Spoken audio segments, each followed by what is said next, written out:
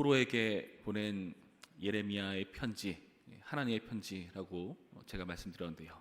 그 편지 내용에 의하면 하나님께서 싫어하시는 죄악에 대해서 그 죄악을 어떻게 심판하시는가에 대해서도 나와 있습니다. 그게 바로 오늘의 본문이죠. 오늘 본문을 보시면 지금 그 포로 생활을 잘 보내야 되고 그곳에서 하나님을 주목하고 하나님께 대한 집중력을 회복하는 시간으로 삼아야 되는데 그 와중에 죄악으로 관영한 그런 모습들을 그들이 영향을 받아서는 안 되는 거죠. 그래서 이 편지 가운데 이렇게 하나님께서 싫어하시는 죄악에 대해서 그 심판에 대해서 엄중하게 말씀하시고 계신 어쩌면 명단과 같은 본문입니다. 우리가 그 죄에 대해서 알기 원한다면 우리가 싫어하고 미워해야 되는 하나님께서 미워하고 싫어하시는 그 죄에 대해서 알기 원한다면 성경을 읽어야 하듯이 오늘 본문도 우리가 그렇게 접근할 필요가 있죠. 여러 해학자들을 폭로하는데요. 대부분 다 하나님의 말씀에 관련된 죄악들입니다. 거짓 선지자들을 우리 가운데 제시해 주고 있는데요. 바로 아합과 시드기야가 있습니다. 20절부터 21절까지의 말씀 보시면은 그런즉 내가 예루살렘에서 바벨론으로 보낸 너희 모든 포로여 여호와의 말씀을 들을지니라. 만군의 여호와 이스라엘 하나님께서 골라의 아들 아합과 마세의 아들 시드기야에 대하여 이와 같이 말씀하시니라. 그들은 내 이름으로 너희에게 거짓을 예언한 자라. 거짓을 예언했다고 말합니다. 하나님의 말씀이 아닌 하나님과 정반대되는 진리시 하나님과 정반대되는 거짓의 말을 전했다는 거죠. 그 결과 어떻게 된다고 말합니까? 보라, 내가 그들을 바벨론의 왕 느부갓네살의 손에 넘기리니 그가 너희 눈앞에서 그들을 죽일 것이라.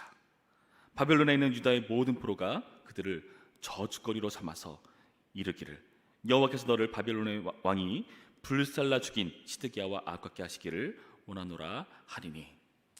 어떻게 된다고 표현합니까? 느부갓네살의 손에 죽는다. 화형으로 죽게 될 것을 무섭게 경고하고 계십니다. 그래서 이 아합과 시드기야 이름이 저주거리가 된다. 그러니까 누군가에게 저주를 할 때 이 아합과 시드기야처럼 되기를 원한다, 이런 식으로 저주를 하는 거죠. 그렇게 저주거리로 불릴 만큼 불명예스러운 존재가 될 것이다 하고 우리 가운데 제시해주고 있다는 겁니다. 이들은 하나님의 말씀이 아닌 거짓을 예언한 사람들인데요. 여러분, 이 거짓을 예언했다는 것을 어떻게 확인하고 확증할 수가 있겠습니까? 이들은요, 그들의 삶 가운데에서도 하나님의 말씀과 정반대되는 삶을 한 사람들입니다. 그 모습을 보더라도 이들은 거짓 선지자가 맞다는 것을 보여줍니다. 바로 23절 말씀이죠. 이는 그들이 이스라엘 중에서 어리석게 행하여 그 이웃의 아내와 간음하며 내가 그들에게 명령하지 아니한 거짓을 내 이름으로 말함이라. 간음을 했다는 것은 7계명을 어긴 것이죠. 하나님의 율법을 어기는 사람이 하나님의 말씀을 대언한다는 것은 굉장히 이상한 말씀이죠. 거짓의 말을 대언하는 것은 그의 삶을 통해서도, 거짓된 삶을 통해서도 드러나는 법이라고 밝혀주고 있다는 겁니다. 하나님의 말씀과 불일치되는 삶이 그가 거짓 선지자임을 이렇게 제시하고 있다는 것이죠. 여러분, 우리도 이 말씀에 주의하여서 그 말과 행동이 일치하는 삶을 살기 위해서 애써야 되고요.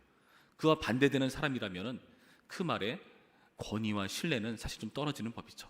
우리는 그것을 영적으로 잘 분별할 수 있어야 하는 법입니다. 그리고 어떤 사람이 등장하니까 바로 스마야라고 하는 사람이 등장합니다. 바로 24절부터의 말씀인데요. 보실까요? 너는 느헤랄 사람 스마야에게 이같이 말하여 이르라. 만군의 여호와 이스라엘 하나님께서 이와 같이 말씀하여 이르시되 내가 내 이름으로 예루살렘에 있는 모든 백성과 제사장 마아세의 아들 스바냐와 모든 지사에게 글을 보내 이르기를 하면서 어떤 글을 보내는가 하면은요, 예레미야에 대해서 지금 가만 놔두는 것을 못 견뎌하는 글을 보내고 있습니다. 예레미야를 지금 하나님이 보낸 선지자가 아니다, 그는 26절의 표현과 같이 모든 미친 자와 선지자 노릇을 하는 자들이라고 취급하고 있는 겁니다. 선지자 노릇하는 예레미야를 버려야 되지 않겠느냐. 지금 그렇게 말하고 있어요. 스마도 물론 우리가 앞서 살펴봤던 거짓 선자들과 같이 31절 이하의 말씀 보면은 거짓을 예언하는 사람, 하나님께 대해 폐역한 말을 하는 사람이라고 등장하거든요. 그것이 어떻게 증명되고 확증되는가? 바로 참 선지자를 박해하고 모함하는 것에서 드러나고 있다는 겁니다. 여러분, 이 부분을 잘 보셔야 됩니다. 지금 이 스마야는 참 선지자 예레미야를 지금 모함하고 있습니다. 그는 제대로 된 선지자가 아니다라고 말하면서 말이죠. 무슨 말이죠? 하나님의 말씀을 대언한다고 하는 사람이, 진짜 하나님의 말씀을 대언하는 사람을 박해하고 모함한다는 것은 말이 될까요? 말이 되지 않는 겁니다. 하나님의 말씀을 싫어하고 박해하는 사람이 하나님의 말씀을 대언한다는 것은 말이 안 되는 거죠. 그 말이 거짓이라는 것이 여기서 확증된다는 것입니다. 우리가 하나님의 말씀을 바르게 확증하려고 할 때에 이 모습을 잘 분별해야 되죠.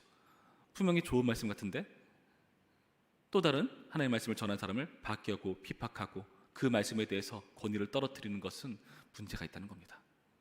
제대로 된 선지자를 알아보지 못하고 자기 말이 옳다고 말하는 것은 당연히 반대되는 성향일 수밖에 없다는 것이죠.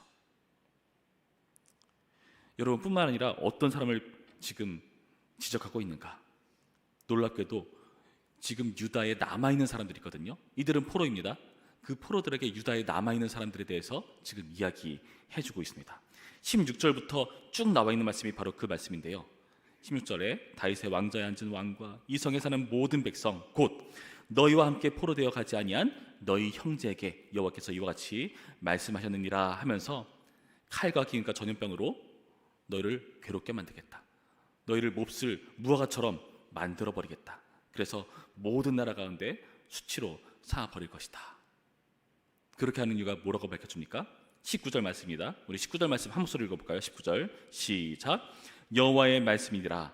너희들이 내 말을 듣지 않았기 때문이니라. 내가 내 종 선지자들을 너희들에게 꾸준히 보냈으나 너희는 그들의 말을 듣지 않았느니라. 여호와의 말씀이니라. 지금 무슨 말입니까? 지금 이들이 이러한 하나님의 저주와 심판을 당하는 것은 하나님의 말씀을 듣지 않았기 때문이다 라고 밝혀주고 있다는 겁니다. 하나님의 말씀을 외면하고 싫어하는 그러한 백성들에 대해서 심판하는 것을 지금 포로로 끌려온 사람들에게 이야기해주고 있다는 거죠. 여러분, 그렇다면 이 말씀을 들으면서 우리는 생각해 봐야 됩니다. 하나님의 말씀을 외면하는 이러한 유다 남은 자들, 참전자들을 계속해서 외면하고 무시하는 이런 유다 남은 자들을 지금 폭로하고 있는데요. 지금 포로로 끌려온 사람들에게 지금 이 사람들의 얘기를 왜 하는 걸까요? 이제는 떨어져 있잖아요. 편지에다가 지금 이 유다 남자에 대해서 왜 쓰고 있는가?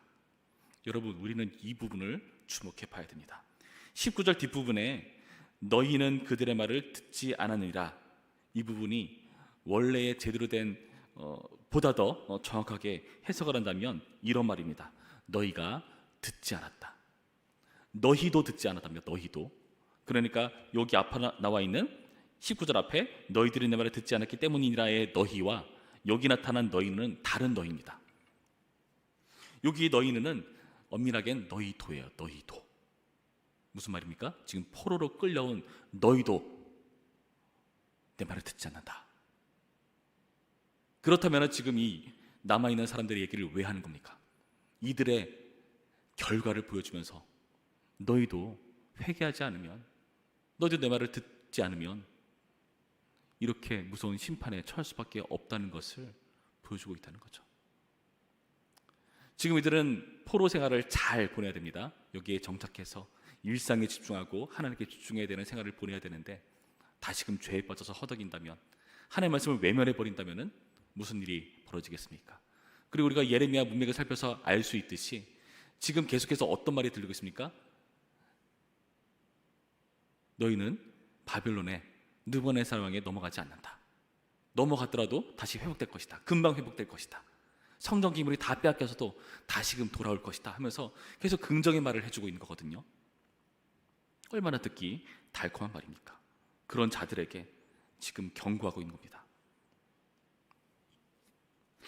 너희도 듣지 않았기 때문이다. 참 선자를 못 알아봅니다. 여러분, 이 모습이 어디서 확증되는지 아십니까? 15절 말씀에 뭐라고 되어 있죠? 너희가, 여기서 너희가는 포로로 끌려간 너희를 말합니다.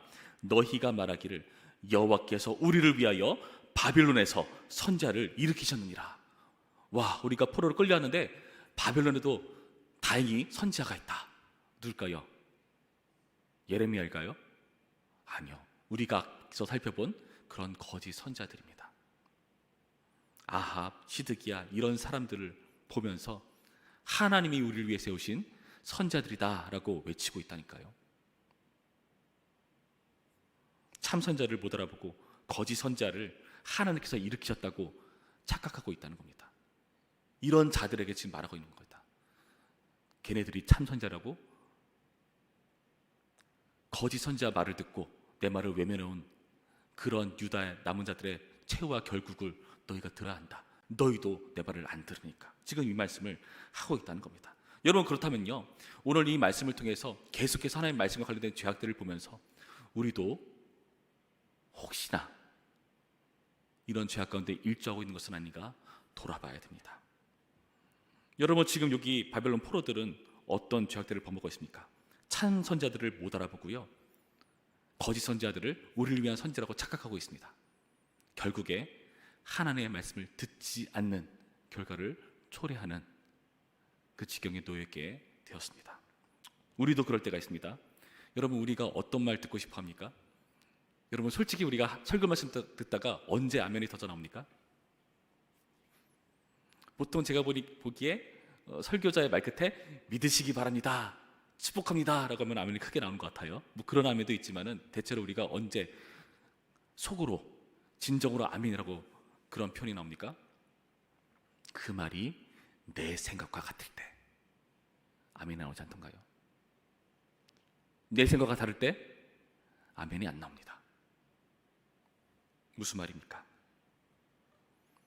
우리도요, 우리를 잘했다는 말을 하나님의 진리로 듣고 싶어 하고요, 우리를 못했다는 말 듣기 싫어한다는 반증입니다. 나름 신앙생활 잘했다 생각했는데 나의 신앙에 대해서 별로 듣기 싫은 소리를 한다면 우리는 그게 하나님의 말씀을 들지 않고 괜히 사탄 마귀로 몰고 가는 그런 우리의 완악한 모습을 보기도 합니다. 지금 이 유다 남은 자들의 모습을 통해서 이 포로들이 거울로 삼고 돌이켜하듯이 우리도 오늘 나타난 본문에 나와 있는 하나님께서 싫어하시는 말씀과 관련된 죄악들을 보면서 우리도 돌아봐야 됩니다. 우리도 다르지 않은 건 아닌가. 정말 감사한 건요, 우리가 이렇게 하나님의 말씀을 제대로 분별하기 어려워할 수가 있어요. 그렇지 않습니까? 사실 여기 나타나는 거짓 선지자, 여기서야 거짓 선지자라고 말하니까 그런가 보다 하지, 우리가 실제로 맞닥뜨릴 때는요 헷갈릴 수 있습니다. 수많은 이들에게 넘어가는 이유가 뭡니까? 잘 모르니까 넘어가는 거죠. 그런데요, 감사한 건요, 우리가 이것을 분별할 수 있다는 겁니다. 어떻게 분별할 수가 있을까요? 하나님께서 이 모든 것을 속속들이 아십니다. 23절에 뭐라 나와 있죠? 뒷부분에 뭐라 나와 있죠? 나는 알고 있는 자로서 증인이라. 하나님은 알고 계십니다. 증인이라고 스스로를 속개하고 계십니다. 24절 이후의 말씀을 보시면은 계속해서 스마야의 글에 대해서 지금 언급하고 있잖아요. 이 글을 언급한다는 것은 무슨 말이죠? 하나님께서 이 스마야의 내용들에 대해서 속속들이 알고 계시다는 겁니다. 하나님은 다 아시는 분이십니다. 그 하나님께서 우리와 함께 계시죠. 어떻게 함께 하십니까? 성령께서 우리와 함께 하시고요, 이렇게 기록된 성경을 우리에게 제시해 주심으로써 이 말씀을 성령께서 듣고 깨달아 알게 하십니다. 우리가 소교리 시간에 배웠잖아요. 지난 하나님의 말씀이 어떻게 우리에게 구원을 이루는 수단과 방편이 되는가. 우리는 이 말씀을 통해서 하나님의 은혜를 구해야 됩니다. 보혜사 성령님의 은혜를 구해야 됩니다.